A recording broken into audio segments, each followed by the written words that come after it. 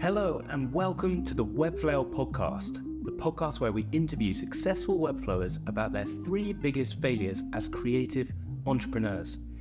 Now, obviously, this is the video recording of the podcast, but if you want just the audio, head to Spotify or Apple Podcasts or wherever you get your podcasts to listen to the edited version there. Also, I send out a banging newsletter every week called the Webflail Roundup to help you to become a more successful Webflower. So I send you the recording of the podcast, I send you 3 Webflow jobs, and I also send you an article and inspirational websites. So why not go sign up? Just check the link down there or go to webflail.com. Now, let's get into the episode.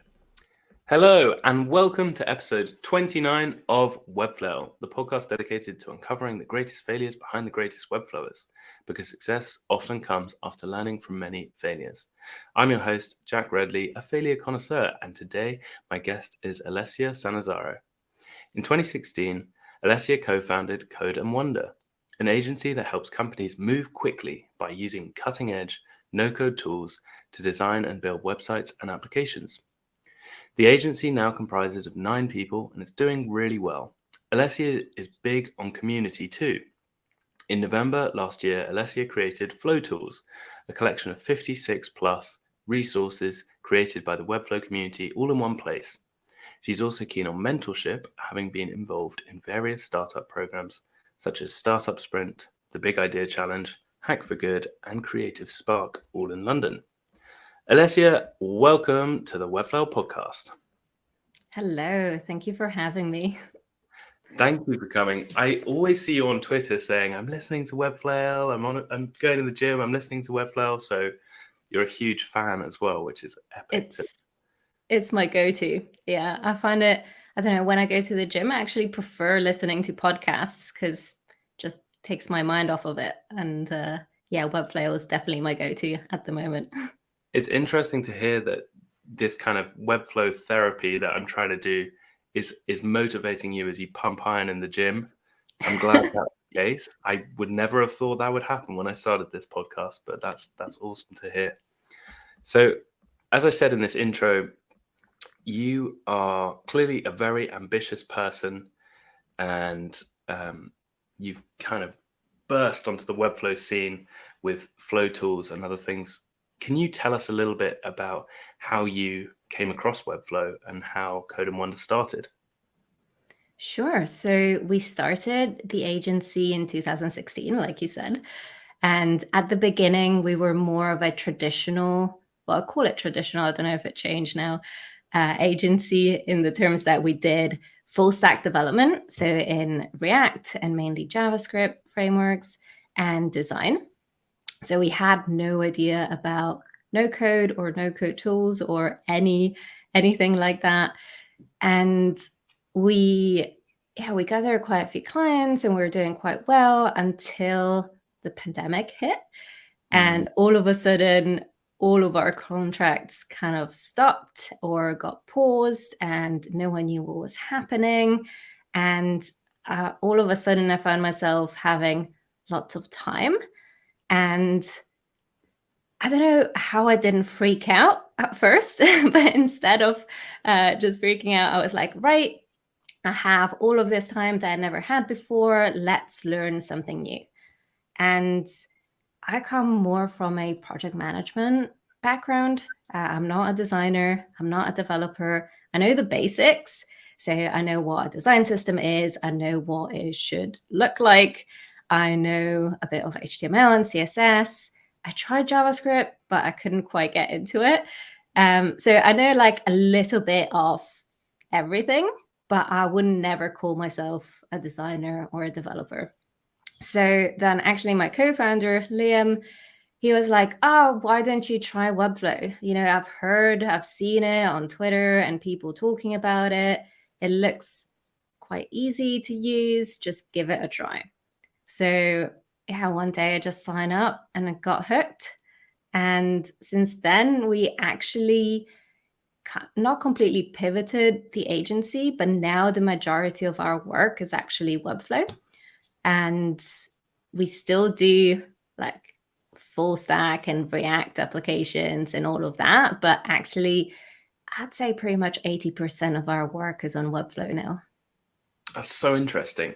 And it sounds like from having no clients, you suddenly got a deluge of clients after saying publicly, hey, we do Webflow. Did you like clients? Have you known this tool? Is that how it worked?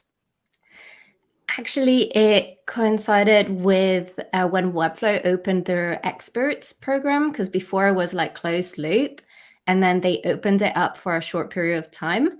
And that's exactly when I got my certificates, which were still, that crappy bit of like Word document looking certificate.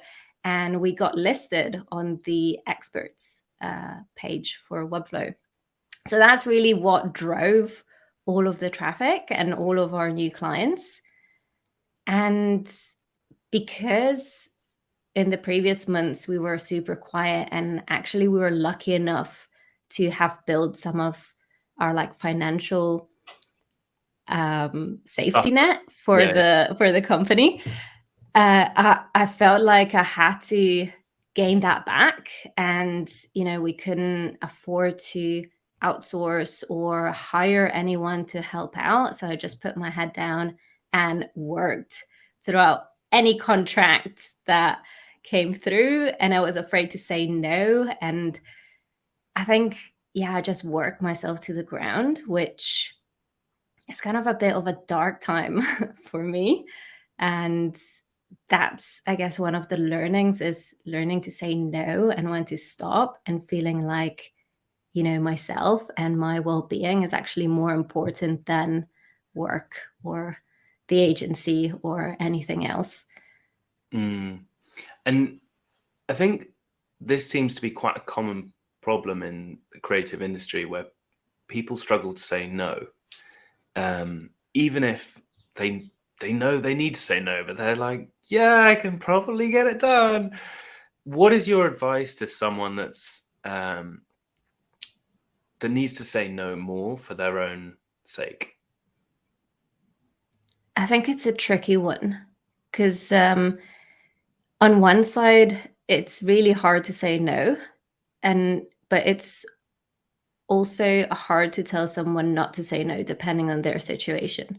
Like, it feels like talking to or like listening to the podcast and everyone else, they all seem to have gone through this kind of like busy period and working themselves to the ground. And I wonder if it's needed at the very beginning, just to get that, I don't know, buffer of, okay, I've got all of these clients, I've got my experience, I've got my safety net, now I can stop.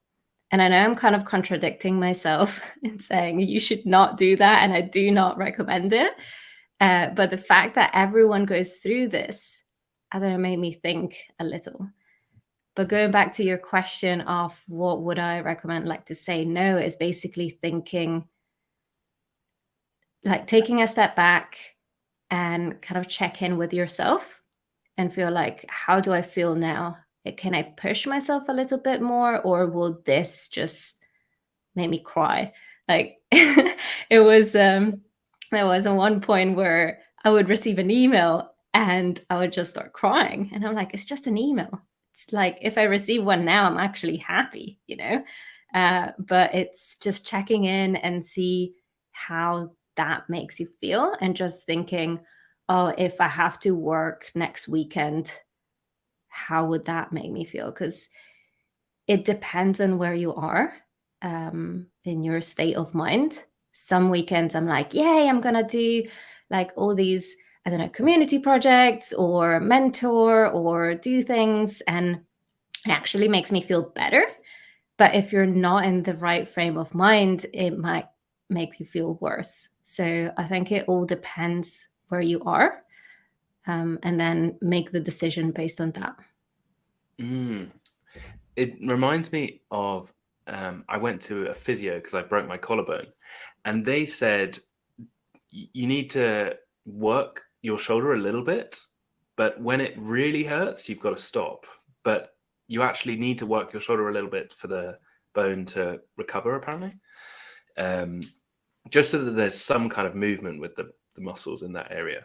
And I think it's quite similar to freelancing or maybe agency running, where it's good to be under a little bit of pressure, and so that you're growing, you're expanding, you're working hard, but not so hard that you're just gonna burn out and crash. But there's that little bit of a kind of get up and go-ness that I think is quite healthy, and a little bit of pressure. But over a sustained period, I think when it's too much, your body tells you what it needs, and and it's important not to cross that line, because then once you cross that line, it takes you so much longer to recover. And I guess it's the same as the physio. I mean, my physio told me the same thing: just stop before the ouch. And that's the phrase. That's what to do. Yeah, just push yourself a little bit, but don't go past the ouch, because then it takes you a very long time to recover. Hey guys, just a quick one to say that I write the Webflail newsletter every week, and it's meant for you to become a more successful freelancer. Check it out at webflail.com, or just look in the link just down there and sign up. Why not? It's free. It's going to be really helpful. Check it out. Back to the episode. Let's get into the failures then. Tell me about failure number 1. We've kind of already covered it, but what I'll do is in fact, we'll edit this. Wait, let me ask you quickly. So failure number 1, we've kind of already talked about. Shall I talk about the hiring as failure number 1? Because it sounds like quite a natural point in the conversation to talk about that after having just talked about burnout. Is that good? Yeah, sure. Yeah. Okay, sorry, Bill. Bill's editing. Okay, wait. So failure number 1,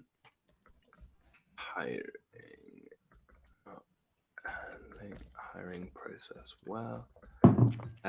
Failure number 2, we're going to then switch to proposals, and then failure number 3, we're going to switch to and we can also talk hourly? Sorry, I was going to say charging hourly. Yeah, sure. Or unless there's something else that you think would be better, what do you fancy? Can talk about anything. There's also my future failure of being the bottleneck. That's kind of already happened.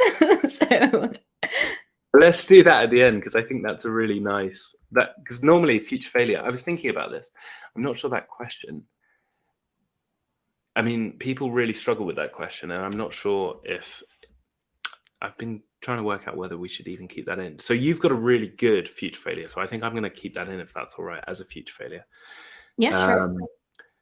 I think spending too much time designing proposals. Yeah, I think let's talk about hourly versus, because I'm very interested in this hourly versus delivery. Yeah, I mean, hourly, I only tried it once, but I could also talk about retainers. Oh yes, that's good. Let's talk about that.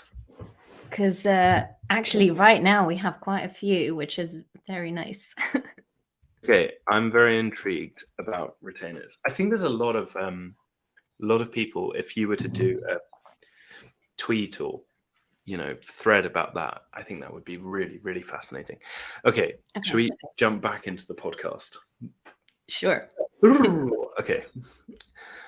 Tell me about failure number 1, not handling the hiring process well. Yes. So when we first started Code and Wonder, we had really no idea what we were doing. And especially hiring. I never hired anyone before that. And none of my co-founder hired anyone before that. So we kind of just went with it. And I think we made a few failures in that area, but you learn from them. So they're all good. And the first one was kind of, they tell you to hire someone who will fit well within the team and kind of glue. And, they don't just need to have the technical skills, they also have to work well together. We went more with the work well together than the technical skills. So we were looking for a developer and end up hiring a designer.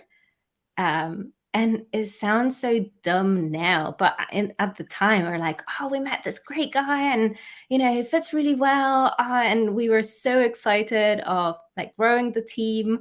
So we're like, yeah, let's do it.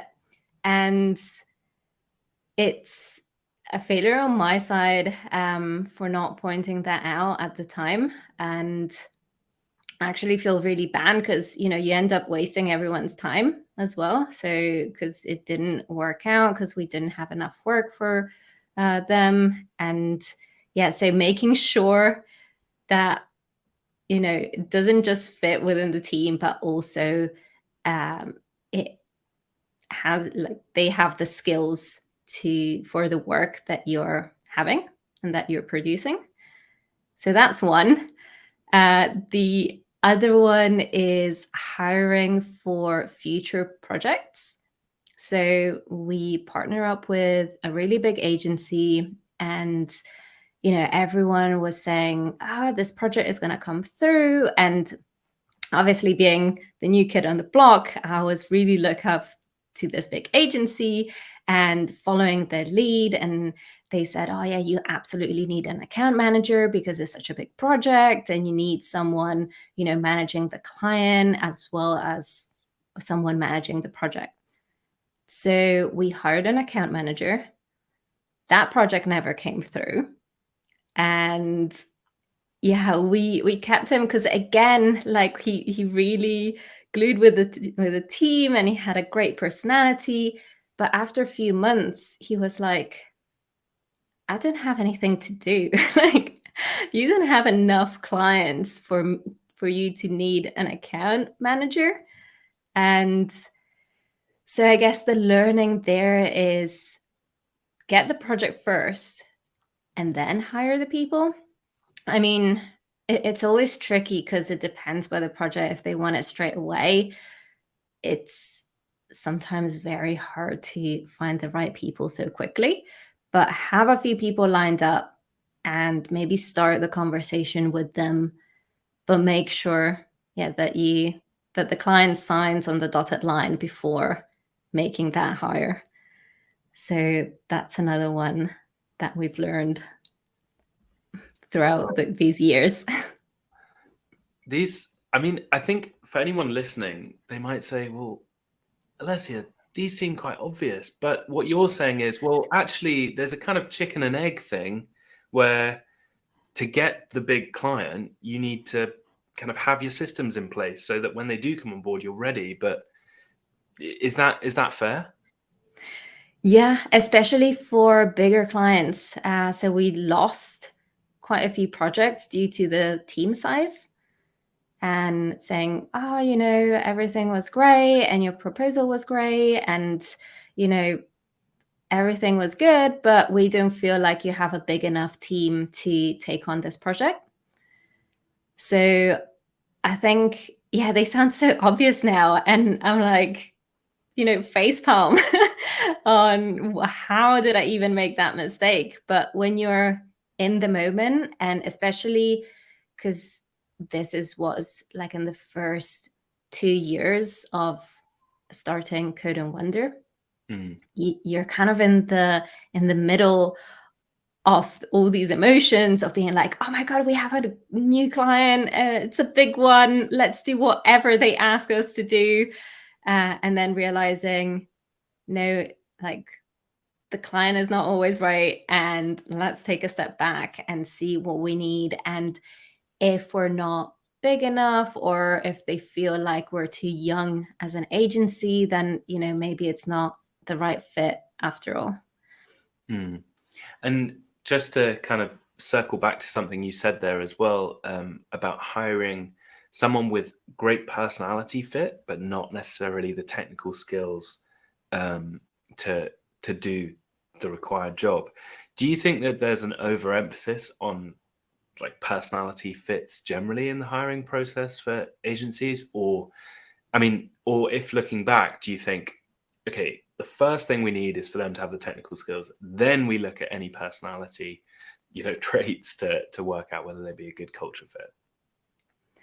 I think it's still very important. I still feel like they still need to fit in. And actually, one thing that I really struggle with is finding assessing the potential, because I would rather have someone who's a really good fit in terms of personality and a great potential. Maybe they don't know everything right now, but in a month's time, they can pick it up. But yeah, we do skill tests now for all of our hires.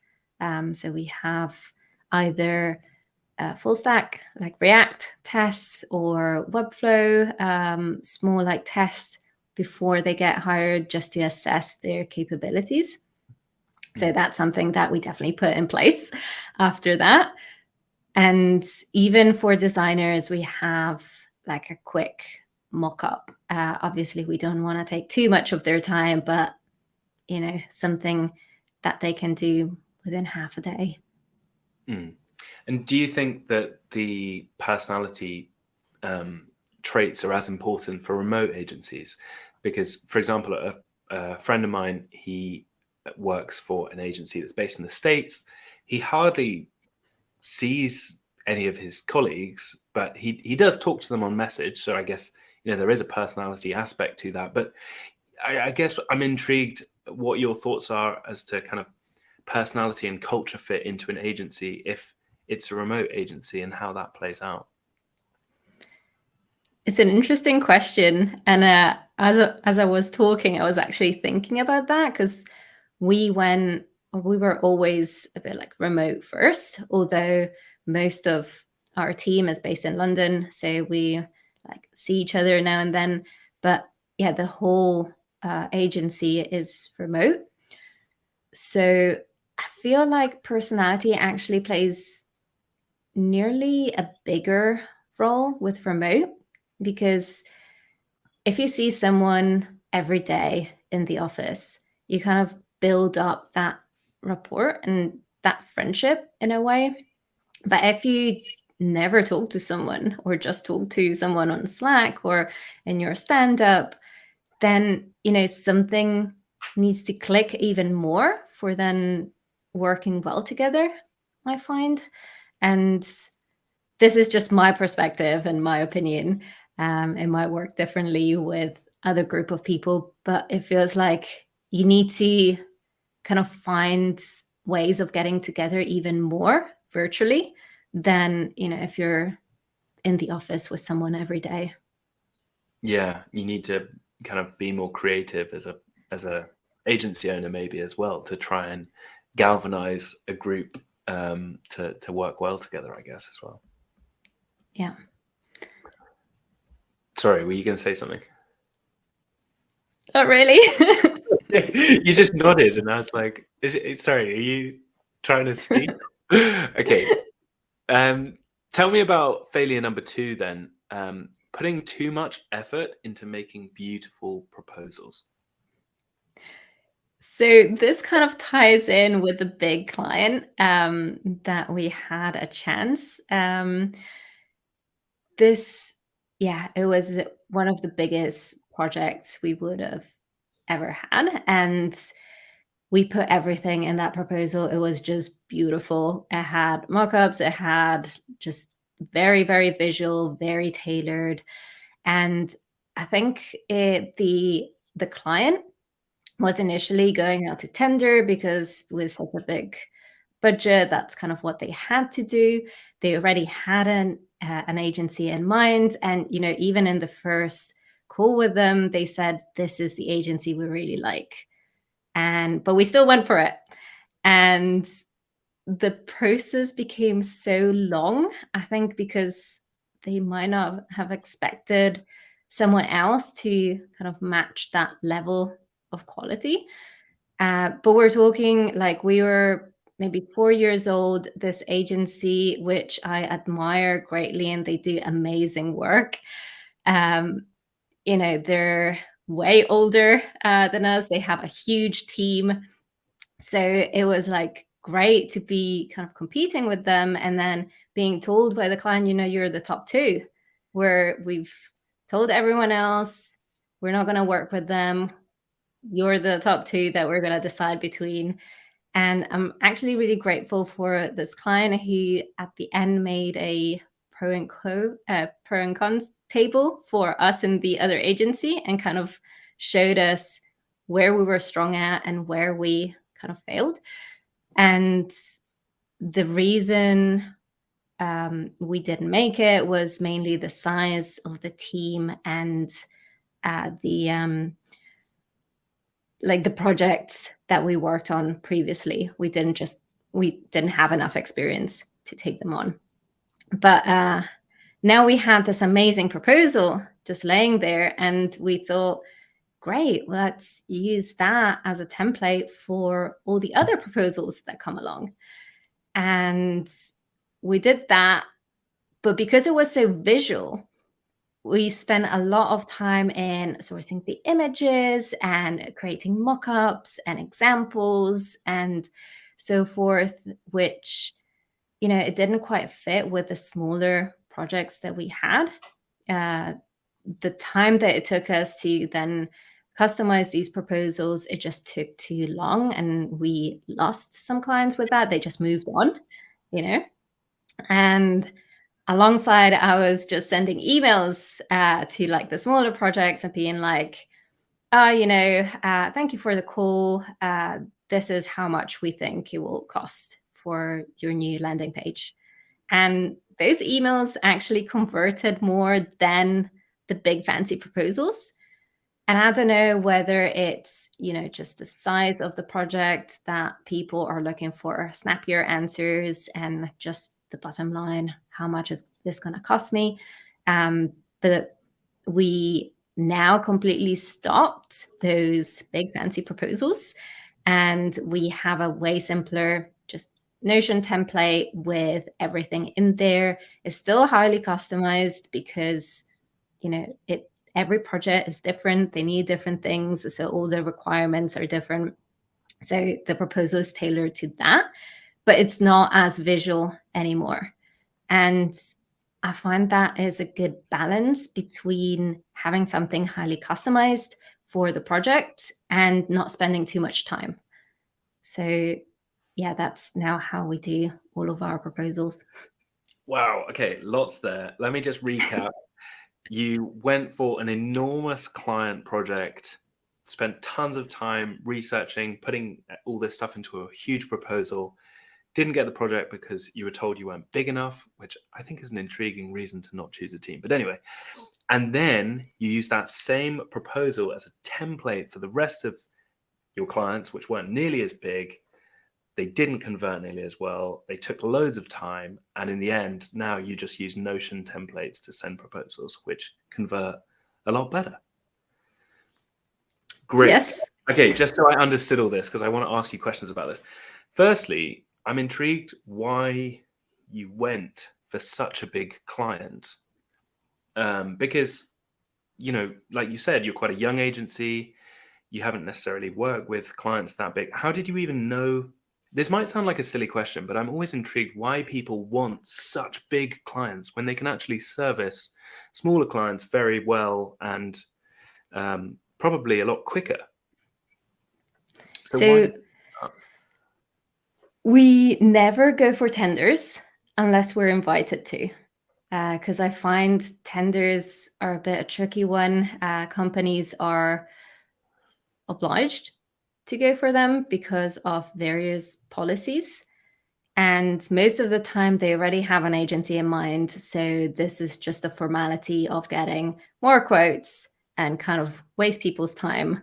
And they already know what they want. But if you're invited to them, then there's a level of, I might want to be working with you, but we're not too sure yet. So we only reply to tenders that we're invited to, and that was one of them. And we were so excited. The project was great. It was a whole UX project, which really intrigues me. And I think the whole team was like just super excited by the brief. So we decided to go for it. Okay. And then in terms of the proposals that you now send out, I mean, why do you think the Notion templates are so much better? I mean, why do you think the short, snappier emails convert better generally? Because if you've put so much effort into that proposal, surely that is going to wow the client and be like, yes, I want to work with you. But what you're saying is that's not the case. I mean, it wasn't the case for us. I see a lot of designers creating really good looking proposal templates and, selling them or giving them out for free. And it might work for them. It just didn't work for us. Doesn't necessarily mean they don't work. Yeah, but it's just interesting that now you use just Notion templates, and that's like your standard way of sending proposals. Yeah, I mean, we can turn that around in, the next day they can have a proposal. And I feel that has more of an impact than the mock-ups and pre-pictures and all of those. Yeah, I think there's something to be said for, I think Rand Segal's talked about this on Flux, but he says within 24 hours of having the client call, send a proposal, because that personal connection that you've had on that call, if that person likes you, they're going to want to work with you. And frankly, the proposal is just let's cross the line with this thing. And the longer that gap, the more it looks that you're not actually that keen to work with that person, is how he described it, which I think is a really interesting perspective. So within 24 hours, I think is really good advice. Yeah, I totally agree with that. Tell me about failure number 3, retainers. Yes. I guess it wasn't so much of a failure, but more of a learning. So especially with Webflow, where you don't really need a support package, there's no security updates, nothing like that. So how do I retain a client? How do I make that client come to us over and over again, hopefully? And we found out that actually offering retainers, so this is not like a support package, it's not a maintenance, it's more additional work. So what we do is we tell them, you can stay on kind of an ad hoc, and whenever you need anything, you contact us. But actually, it might work a lot better if we have an ongoing relationship where we help you with any changes, any additional designs or training for your team. Basically, they can use the hours however they want. And that has converted quite well. And they vary in hours. So we go as small as 8 hours a month, which is just, a day that we dedicate to that client. We have some which are like 60 hours a month, and they have a lot of work that they want to do, redesigning pages, adding new pages, adding functionality, calculators, all of that stuff. So it was kind of a learning in terms of, we're not just limited to one-off redesign, and once that's done, the client is off, never going to see them again, kind of thing, to maintaining that relationship and trying to, add value every step of the way. And so in terms of how your agency works right now, is quite a lot of agency time spent on retainers? Because there's an interesting mix between trying to get new work and then doing the work and then maintaining that relationship with retainer work, and kind of how much of your time is spent doing all those different bits. I'd say 40% of the time, and that is as a team, like the whole agency, is spent on retainers, and then the other 60% is on new work. However, I love to be 50-50 at some point, because it's just so nice working with clients that we worked for years, and they know exactly how we work and we know exactly what they need. It just becomes this nice routine in a way. Although I say routine, but every ask is never the same, so it's not a boring routine. But I think it really also helps as an agency to then grow, because once you know that, there's X amount of work coming in for the next 6 months, you can also plan for those other projects and bigger projects and other clients as well. So if I'm listening to this correctly, what you're doing is you're getting new clients in, you're doing the work, and if you enjoy working with them, you say, "Hey, did you know that we actually offer retainer packages that start at 8 hours a month? So just the one-off needs that you can stack up for that one day a month, which we do, or we have kind of 2 days a week or whatever." The higher end packages are, but that's dependent on whether you enjoy working with them, whether you offer those retainers, or how does that kind of relationship actually come about? I mean, we have to enjoy working with the client, because otherwise it's just torture for us, right? Like planning 6 months of something that you don't necessarily enjoy. So that's definitely a factor, but also it depends what the client has in the pipeline. So, for example, if it's a very small startup just starting out, I probably wouldn't recommend it. But if it's a medium-sized company who has lots of marketing plans in the pipeline and will need landing pages and might need like additional work, then that's definitely something I would go for. And one thing I'd like to mention, because I see that all the time, is those unlimited packages of, sign up and you get unlimited work. I mean, I've thought about it. I don't see how that would work for us, because I would kind of feel like a fraud, because you can't work unlimited hours on one project and offer that to all the clients. Like, surely you'll have to split your time up throughout different clients.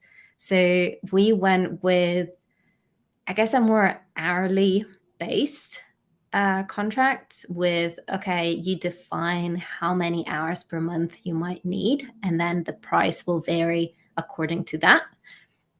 So if you want, just 8 hours, that's going to be a lot cheaper than those unlimited packages. But if you want a lot of time, then, the price will vary depending on that. And I'm digging into this just because I'm personally really intrigued in retainers, but I'm sure listeners would also wonder, do you offer anything in those 8 hours? Or do you have, okay, we offer design work for this amount, and then development, design and development retainer package is this amount. And then, do you see what I'm asking? Like on-page SEO, or like we're going to do ads as well? Like, where's the line stop for what you offer as digital partners? We actually don't put a line down. We just say wherever we can help, we can use those hours for anything. And yeah, it really varies. We use hours for just design or just development or training or workshops to come up with new ideas for their marketing strategy. So yeah, it doesn't really have any specifics. We just left it open to wherever we can help. Wow. Okay. That sounds like an amazingly good deal. And how do you time those? Say I'm a client, I want 20 hours a month, and I ask for, all right, I want 10 landing pages, I want a marketing plan, I want advice about paid ad, and like how do you from the get-go set expectations that, hey, just to let you know, I think this is going to be above the budget, and what does that mean? So when we first have the conversation with retainers, I give them a few examples. If you get 20 hours, we might be able to do the design and development of a simple landing page. If you get 8 hours, it will just be able to do small tweaks, maybe one design, but not the development. So I preempt like all the pricing with examples of what scope of work might be. And then once we sign them up, as a team, we all use ClickUp as our project management tool. And I invite the client to use that as well. So they'll create tickets. And then for each ticket, I'll write an estimate. So the client kind of roughly knows, oh, okay, a landing page is a lot more work than tweaking this drop-down menu. And then we'll schedule everything depending on also their priority and go from there. Fascinating. Really, really insightful, because I think a lot of people have been trying to do retainers, struggling how to even start them, or like you say, maybe offering unlimited and then realizing this is not sustainable. So, or not knowing how to offer unlimited design sustainably is maybe more accurate. But anyway, it's really, really fascinating to hear how you've gone about it.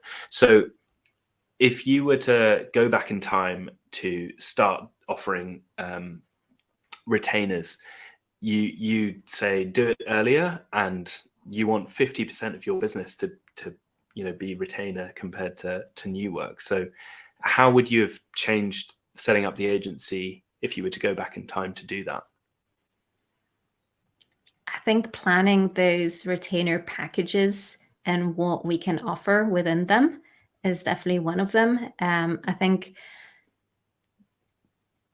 before Webflow, there was WordPress, right? And it needs a lot of maintenance, and you update it and everything breaks. So when someone says maintenance or retainers, usually that's what people thought or think. And it's kind of shifting that mentality as like, no, this is not something that you have to have for your site to work, because we all know Webflow doesn't have any of those issues.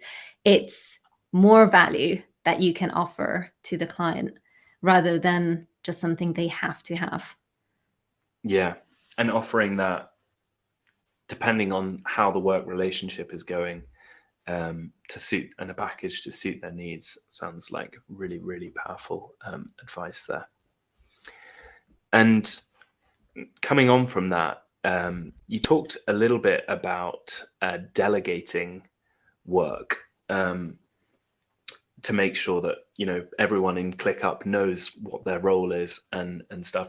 Can we just dig into a little bit about delegating, because it sounds like you've learned lots over the years about how to delegate and when to back off and when to step in. Can you tell us a little bit about that?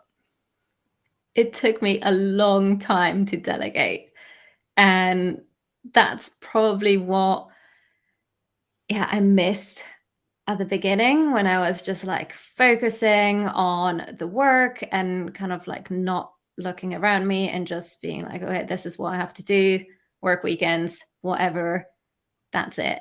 Actually, when we got the first Webflow hire, that really saved me, because now I had someone to delegate to, but at the same time, I might be a little of a control freak. So I want to like check everything, make sure that everything is up to standard. So I found it really hard to kind of give it away and not check. And then I realized, people, like developers, were doing the work and the client was happy, and that's all that mattered. Like, I don't have to check every single thing to make sure that it's the way I wanted it. As long as it's up to standard, good quality, the client is happy, then that's fine.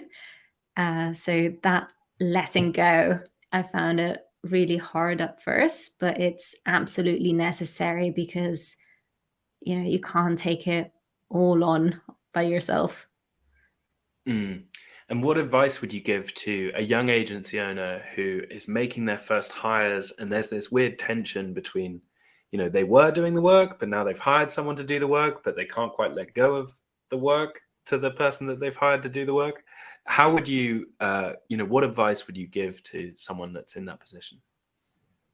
I think the trick is to have a really good onboarding, and actually the first, I'd say, few months really work together and spend a lot of time. I think at the beginning, what I found it a little bit maybe frustrating is, it's going to take me 5 minutes, but actually I'm going to sit down with someone and show them everything, and it's going to take an hour instead. But actually, that is crucial. That's very important. And yeah, maybe that's another thing that I kind of failed in the past is not spending enough time with employees when they first join the team. And yeah, making sure that you spend the time to show them everything, teach them what you know, but also reason like why you do certain things the way you do them. Because at first it might not be logical, but then once they learn about the bigger picture, it makes sense. So really spending time sitting down next to each other or just sharing your screen on video just makes a whole lot of difference. Mm. And I guess when someone first starts, you've hired them because they know stuff, and they have a technical skill set that you feel like you can entrust them with.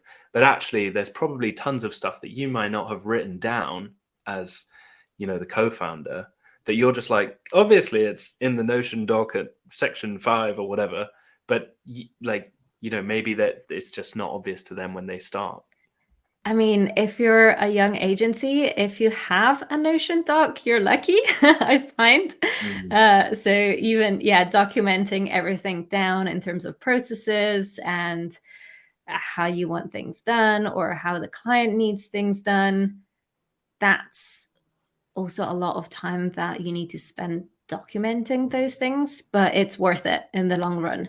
So the person, like the team members that I spend the most time with, now they're the most autonomous. So it's a lot of work at the start, but it's definitely worth it. That's great advice, though, to, if you give the employees when they first start a lot of support and maybe hold their hand a lot, then they're going to become the most autonomous employees that you have. So, putting that time in up front is, in the long run, really, really valuable, though. So we have covered 3 failures. Well, we've covered all sorts of different things, but 3 main failures there. So we've covered not handling the hiring process well, making proposals that wowed but didn't cross the line, and making retainers a bigger part of your business earlier. But now let's ask a harder question. What is your next failure going to be?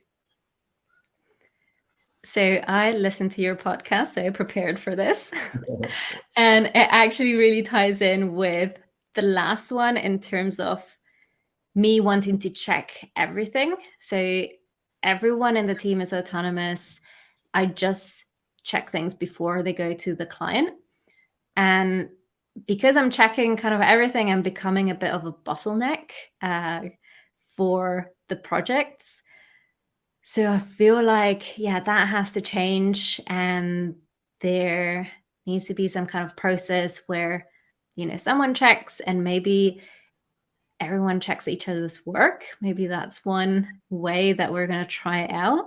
But just kind of like removing myself from the quality checking process and making sure that everyone just knows what they're doing.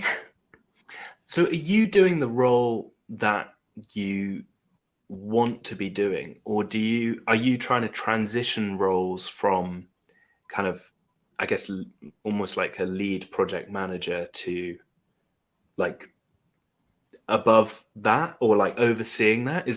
Am I understanding that correctly? Kind of. So my role is a bit of everything at the moment. So I'm the one talking to new leads and finding new clients and just, getting the brand out there. At the same time, I have like a project manager. So she's amazing. She manages all the projects. I'm just, checking the final results. Which is great because before I was managing all the projects as well. But then also sometimes, I miss working in Webflow. So now and then I just take a client for myself and I do the actual work. So yeah, no day is the same. I kind of like split my time across all these different things. I think the issue is when I spend too much time in one of these areas and not enough in others. So making sure that, I have enough time, especially for new clients, new leads, and hopefully be more part of the community and, offer new tools and new tutorials and things like that. Yeah. And when I was scrolling down your Twitter to research for this interview, it seemed that you were recording a Webflow course. Is that? Yeah. So that's the aim. I really wanted to do that, and I wrote the whole script. I have it prepared. I have a mic. I have everything prepared. I just need to press record. And I think that's a bit of a block for me. I guess the imposter syndrome creeps in, being like, who am I to record this? There's like so many brilliant developers out there and designers, but you have to start somewhere. So I guess this is a start. So thank you so much for inviting me on this podcast. And hopefully this will kickstart a few more videos and tutorials and pushing myself out there a bit more. Yeah, definitely. And if it helps you, I had exactly the same thing starting this podcast. But I figured that if I was helping someone who was just a step, behind me, or maybe at the same stage as me, then it was worth doing. So instead of looking at all the people that are better than you, think about all the people that you're helping who are maybe with you or behind you. That's how I found it really helpful to kind of, process that. But anyway, I'll stop talking about me. Alessia, thank you so much for coming on this podcast. It was an absolute pleasure chatting to you, and you shared a lot of fascinating nuggets for me and all the other Webflailers that are listening. Where can people find you or ask you any questions about this episode? I think Twitter. If you follow me on Twitter or send me a message, my DMs are open. So there. Great. At ALE_Sannazzaro. SANNAZZARO.